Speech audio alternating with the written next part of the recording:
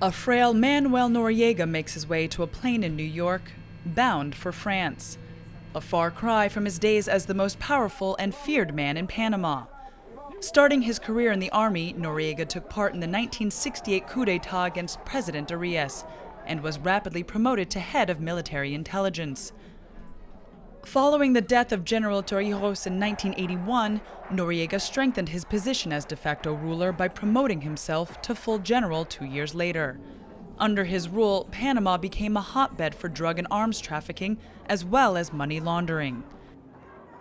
Noriega benefited from an ambiguous relationship with the United States that began in the 1950s, acting as a key informant on left-wing activity in South America. He was on the CIA's payroll for roughly 20 years, but his harsh methods drew increasing criticism from the U.S. government. In 1989, U.S. Special Forces invaded Panama, removing him from power. Noriega was captured, extradited to the United States, and sentenced to 40 years in prison for drug trafficking and money laundering.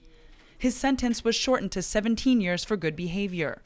Released in 2007, he remained in prison fighting extradition charges to France, a battle he has lost. Are there political reasons behind all of this? Did the General Noriega's relation with former President George Bush Sr. have anything to do with how the American justice system handled the case? The question must be asked. Noriega landed in Paris early Tuesday morning. He was convicted in absentia of laundering more than $3 million, buying luxury real estate in Paris with drug profits. France had been asking the U.S. to extradite him. Manuel Noriega was judged in absentia in 1999 and sentenced to 10 years in prison. He protests a ruling and asks to be rejudged while being present. Therefore, there needs to be a retrial. Noriega denies that he purchased apartments with drug money. The charges state that the money came from drug trafficking, but General Noriega says the money actually came from the CIA.